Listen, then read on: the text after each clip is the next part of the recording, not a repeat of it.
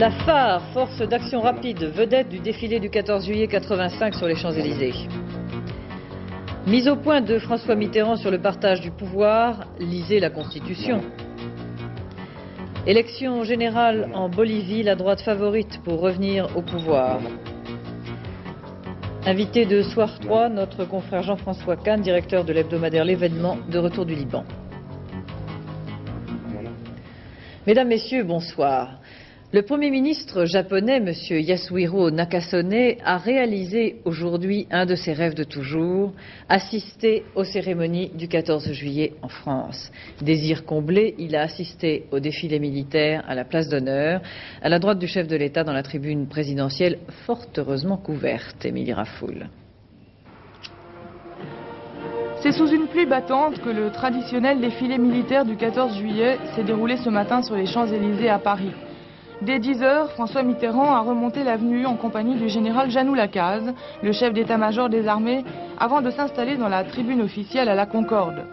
Un défilé ouvert par la patrouille de France et ses figures tricolores. 71 avions, 51 hélicoptères, 385 véhicules.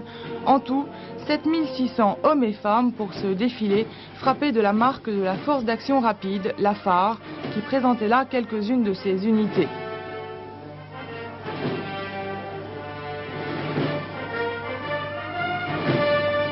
Particulièrement applaudis parce qu'ils étaient là pour la première fois, les jeunes élèves des écoles militaires dont certains ont fait 12 000 km pour être présents puisqu'ils arrivaient de l'île de la Réunion. Le soleil est revenu avec les légionnaires, tradition africaine oblige. Enfin, les pompiers ont laissé la place aux engins blindés. Là aussi, grande première, les blindés sur roues et non plus sur chenilles arboraient cette année un camouflage aux normes de l'OTAN. Vedette du défilé 85, donc, la phare, force d'action rapide. 5 divisions, 47 000 hommes, objectif, frapper vite, fort et loin. C'est la grande innovation de ces dernières années. La France est le seul pays du monde à avoir une division aéromobile de ce genre. Mais la phare n'a pas que des partisans, certains y voient un risque pour l'indépendance de la défense française, dans la mesure où, intervenant à l'étranger, la phare pourrait tomber dans l'escarcelle de l'OTAN. Pierre Babet.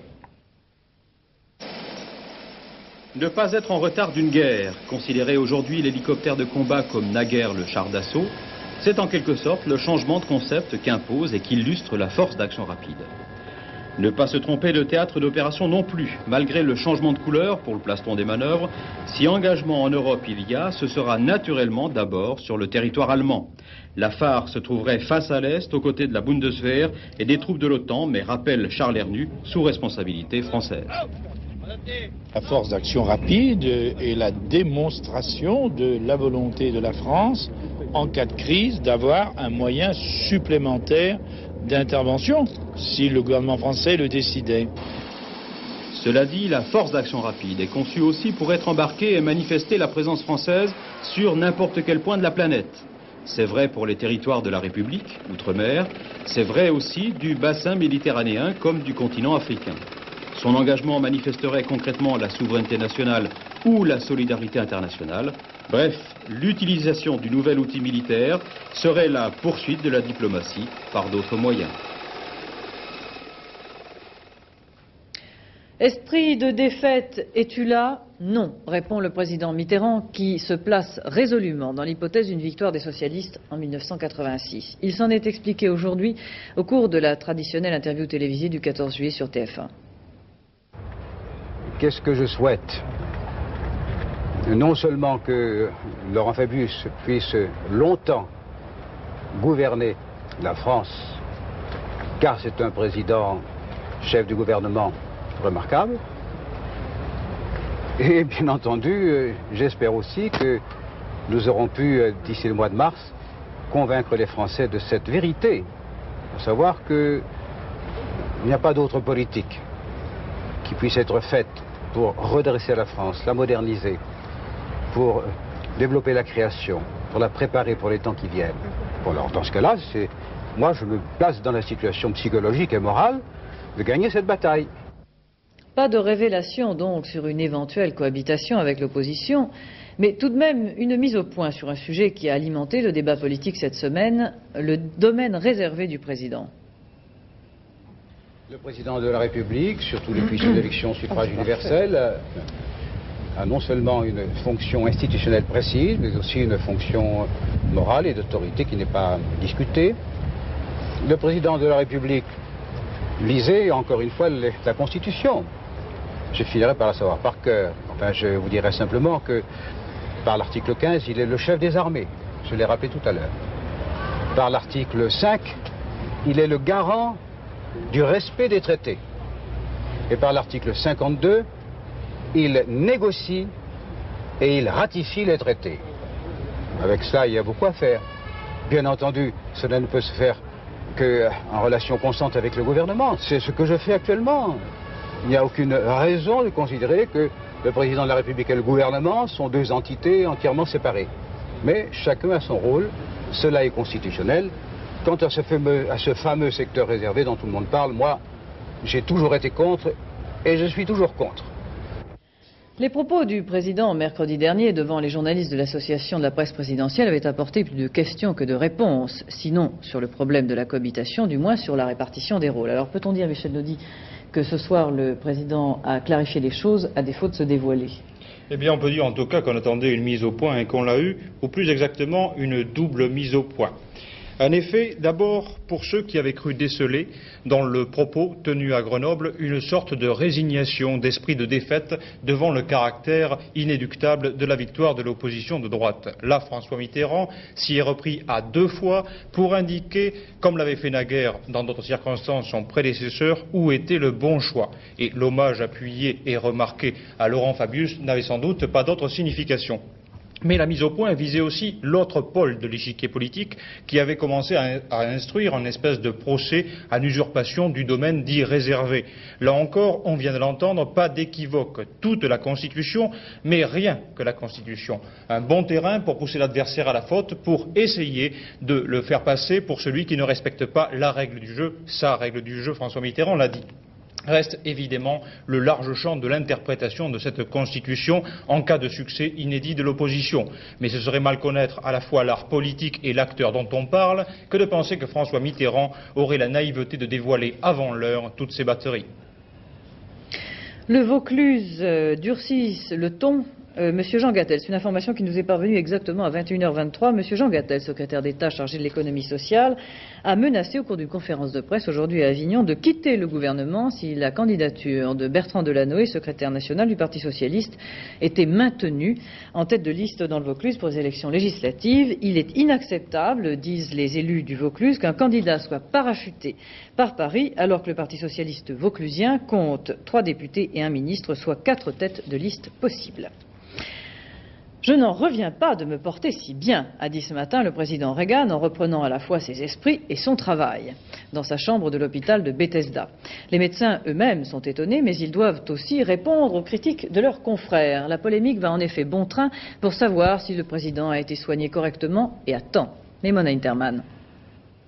Les détails de l'opération de 2h53 ont été communiqués en direct sur toutes les chaînes de télévision lors d'une conférence de presse de l'équipe médicale ce matin. Comme si cela était une affaire personnelle à chaque Américain, une question de sécurité nationale. Le docteur Dale Holler, chirurgien-chef de l'hôpital Bethesda, est content. La récupération post-opératoire du président, dit-il, dépasse de 99,9% celle d'un patient de n'importe quel âge ayant subi la même opération. L'examen du président, ajoute le médecin, n'a révélé aucune trace de tumeur ailleurs. Cependant, de nombreux spécialistes affirment aujourd'hui que des examens approfondis auraient dû être entrepris dès l'année dernière, quand le président avait été opéré d'un premier polype. Précision du docteur Rosenberg de l'équipe qui a opéré. On ne saura que lundi, après analyse, si la tumeur enlevée était cancéreuse ou non. Précision donnée par Larry Speakes, porte-parole de la Maison-Blanche. Le président a bien dormi après son opération, il a demandé les journaux. J'ai hâte de voir les bandes dessinées, a lancé Ronald Reagan. Il a discuté sur les affaires de sécurité nationale et sur le budget. Bref, était-ce une surprise? C'est un Reagan Superman. En Bolivie, le président Suazo, premier président élu démocratiquement en 1982, a raccourci son mandat d'1 an et provoqué des élections générales anticipées, présidentielles, législatives et municipales. Le premier tour de scrutin a eu lieu aujourd'hui, après quelques jours d'un débat houleux. La gauche au pouvoir considérant qu'il fallait attendre le mois de septembre, la droite au contraire voulant des élections tout de suite. Finalement, 45% de la population seulement pourront voter. On aura les résultats demain seulement. Pourquoi une telle crise? Le pays est dans une situation économique catastrophique, ce qui, selon tous les observateurs, va coûter le pouvoir à la gauche. Francine Raymond. 2700% d'inflation en 84, 5000% fin 85, la Bolivie détient le record du monde. Il faut une valise pour contenir le salaire d'un mois. Pour acheter une paire de chaussures, un ouvrier bolivien doit économiser pendant 4 mois. On manque de tout, même des produits de première nécessité, et les files d'attente s'allongent devant les soupes populaires. La Bolivie est aujourd'hui le pays le plus démuni d'Amérique du Sud. C'est aussi l'un des plus endettés. La dette extérieure est de 4,5 milliards de dollars. L'économie bolivienne est largement dépendante de l'appui financier des États-Unis, mais Washington exige en contrepartie la réduction des exportations de cocaïne. Le problème, c'est que le marché de la coca fait entrer 2 milliards de dollars chaque année en Bolivie et constitue l'essentiel de l'économie du pays. Élu démocratiquement en 1982, candidat d'une coalition de centre-gauche, le président Siles Suazo a dû écourter son mandat d'1 an et déployer des trésors d'habileté pour se maintenir au pouvoir, pour gouverner cette fragile démocratie dont l'économie part à la dérive et où les protestations sociales sont de plus en plus dures. La puissante Confédération des travailleurs boliviens, la COB, en déclenchant des grèves générales illimitées, a réussi à imposer une politique économique radicalement différente de celle préconisée par le Fonds monétaire international. Son leader, Juan Lechin, menace de paralyser le pays à nouveau si le général Banzer, largement favori, arrivait au pouvoir. Hugo Banzer, qui a gouverné le pays en dictateur de 71 à 78, espère bien canaliser le mécontentement général. L'autre favori, Victor Paz Estenssoro, leader du mouvement nationaliste révolutionnaire, au centre sur l'échiquier politique. En coulisses de ce scrutin, l'armée, qui a garanti la protection du vote d'aujourd'hui, mais qui suivra attentivement les marchandages politiques de la semaine à venir, c'est le Parlement qui devra élire le futur président, faute de majorité absolue au scrutin d'aujourd'hui. On sait que les tractations et les négociations continuent, mais on est toujours sans nouvelles officielles des otages français au Liban. Jean-François Kahn, bonsoir. Vous rentrez du Liban. Un journaliste de votre journal, l'événement du jeudi, est depuis 52 jours maintenant, un peu plus, retenu en otage là-bas. Alors, est-ce que vous êtes allé au Liban pour essayer d'avoir des nouvelles? D'abord, est-ce que vous en avez eu? Oui, des nouvelles. Oui, j'en ai eu. C'est-à-dire que on sait bien qui les détient. Ça, c'est clair. On sait qui les détient. On sait que c'est une décision politique. C'est pas un hasard. On sait où? On n'a pas la certitude. J'ai des idées là-dessus, mais on n'a pas de certitude. Comment vous avez été reçu? Vous savez, Madame Kaufmann avait été au Liban. Elle avait fait du très bon travail parce qu'elle avait vraiment mobiliser l'opinion publique libanaise. Car les Libanais on pourrait croire qu'étant donné leurs problèmes, qui sont énormes, ils sont en guerre civile, ils ont des centaines dans les vents, on pourrait croire que ça ne les intéresse pas. Et je dirais qu'à la limite, on les comprendrait. Or, pas du tout. Le problème des enlèvements et des otages français, étrangers, et en particulier français, les concerne tout à fait. La presse en parle, ça les indigne. Tous ceux que j'ai rencontrés les indignent. Et Mme Kaufmann, dans son voyage, a vu un certain nombre de personnalités et a beaucoup contribué à cette prise de conscience, si vous voulez. Alors, ce que j'ai essayé de faire, moi, c'est d'essayer de joindre, au fond, ceux qui les détiennent, quoi. Ceux qui les détiennent. Alors, j'ai réussi. C'est-à-dire, j'ai été voir un de leurs chefs qui a refusé de me recevoir. J'ai été chez lui, quasiment. Enfin, j'ai même eu un rapport avec lui par interphone. Bon, il a refusé de me voir. À la limite, c'est déjà significatif. Mais enfin, le message est passé. Il savait que j'étais là, il savait pourquoi. Le hasard fait qu'ensuite, nous avons été interpellés, entre guillemets, pendant quelques heures, pendant 3 heures par des Hezbollah, donc ce mouvement parti de Dieu qui les détient. Alors, le contact, on l'a eu encore plus que je ne le pensais. Autrement dit, ce qu'on avait à dire a été dit. Le peu qu'ils avaient à nous dire a été dit. Cela dit, bon, l'essentiel, c'est que Kaufmann, c'est que Seurat, c'est que d'autres sont toujours emprisonnés. Mais alors, il y a une chose qu'on aimerait savoir, parce que c'est sûrement un élément de la négociation. À quoi cela sert-il aux ravisseurs, à ces Hezbollah, puisque vous dites que c'est eux qui les ont enlevés, à quoi cela leur sert de les détenir? D'abord, moi, je crois que c'est pas un hasard. Ils ont choisi d'enlever 2 Français, ceux-là, parce qu'ils les ont vus sur la liste des passagers de l'aéroport, ils contrôlent les alentours de l'aéroport, donc c'était politique. Les Hezbollah sont des gens qui ne résonne pas en termes libanais. Il résonne en termes libanais, mais aussi en termes internationaux. Donc il résonne en termes d'échange.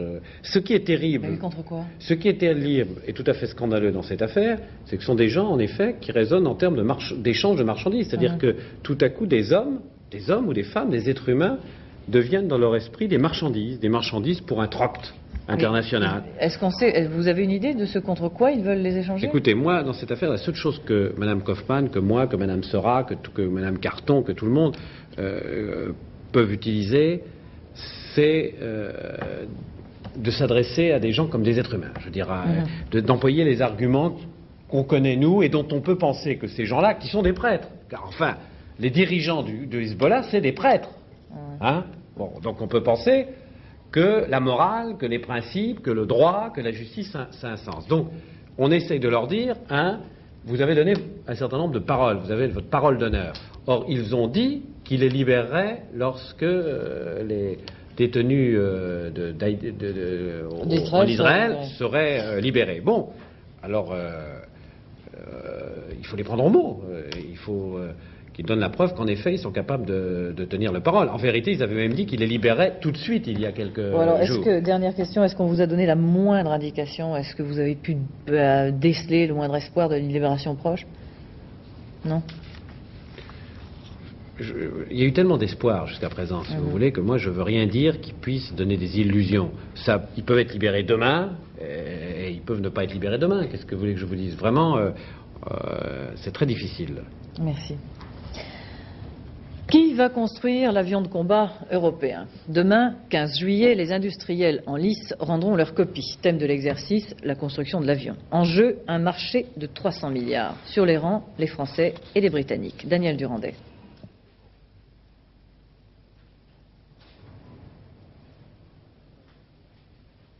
Daniel Durandet et son avion de combat européen n'ont pas l'air au rendez-vous pour le moment. Je ne sais pas si je peux avoir... Au Salon du Bourget, en juin dernier, 2 avions parmi tant d'autres. 2 maquettes, grandeur nature, séparées par quelques mètres seulement, l'anglais EAP et le français Rafale. Aujourd'hui, les 2 projets sont séparés par le Channel et surtout par des tonnes et des tonnes de rivalité. Le projet anglais a pour lui la sympathie de plusieurs Européens et tout le poids de British Aerospace. Le projet français, lui, s'appuie sur toute l'avance technologique des avions d'assaut. Gênés par l'intransigeance des industriels, les ministres de la Défense ont demandé aux avionneurs de plancher à nouveau. Demain, ces avionneurs remettront leurs dernières propositions, les politiques devront faire avec. En ce combat douteux, l'issue est tout à fait incertaine. Si ça passe, l'Europe aura son avion, si ça casse, chacun fera le sien. Un avion léger, bien adapté au combat qui serait signé Dassault et Snecma. Un avion plus lourd, polyvalent, aux couleurs britanniques. Les Allemands, eux, ont déjà annoncé la couleur. En cas de mésentente, même cordiale, ils voleraient américains. Ce n'était pas Daniel Durandet, vous l'avez reconnu, mais Pierre Babet. Un accident d'avion très spectaculaire hier aux États-Unis. 2 avions se sont télescopés en vol au cours d'une démonstration près des chutes du Niagara. L'un des 2 pilotes, vous allez le voir, a pu ouvrir son parachute, voilà. L'autre a été tué au moment du choc. Ils appartenaient à la fameuse escadrille des Blue Angels. Fort heureusement, il n'y a eu aucune victime au sol.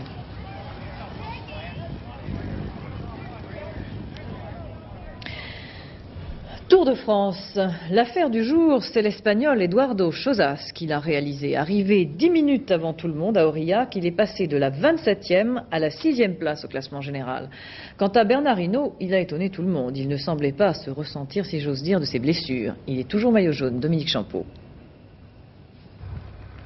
Un peu comme celui de Cléopâtre autrefois, le nez de Bernard Hinault était aujourd'hui l'objet de toutes les attentions. On venait aux nouvelles, ça va, et pour ceux qui n'auraient pas été tout à fait convaincus de sa bonne santé, Hinault s'appliquait à faire la course en tête. À ses côtés, tous les vigiles de la vie claire, méfiants comme des cerbères, décourageaient les tentatives des plus téméraires. Il faut dire que ce parcours en moyenne montagne, avec ses 237 km de route tourmentée, aurait pu inspirer les ambitieux ou les profiteurs. C'est dire aussi si les visas de sortie étaient délivrés au compte-gouttes. Un seul finira par obtenir le viatique tant convoité. C'est un Espagnol de 25 ans, il s'appelle Chozas et c'est un récidiviste. Déjà, dans la montée vers Villard-de-Lans, il avait tenté de faire la belle, mais la haute montagne avait fini par user sa bonne volonté. Espagnol échaudé et craignant l'eau froide, il s'est appliqué aujourd'hui à prendre suffisamment d'élan, 11 minutes, au pied du Puy-Marie, la dernière difficulté de la journée. De ce capital, il conservera l'essentiel une fois arrivé à Aurillac. 9 minutes 54 plus les bonifications prises ici et là, c'est l'échappée la plus rentable de l'année. Elle permet à Eduardo Chozas, 27e ce matin, de venir prendre une place confortable parmi les seigneurs du Tour. Le banc et l'arrière-banc du football étaient là cet après-midi à Bordeaux pour fêter un des piliers de l'équipe de France. Marius Trésor faisait ses adieux. C'était son jubilé.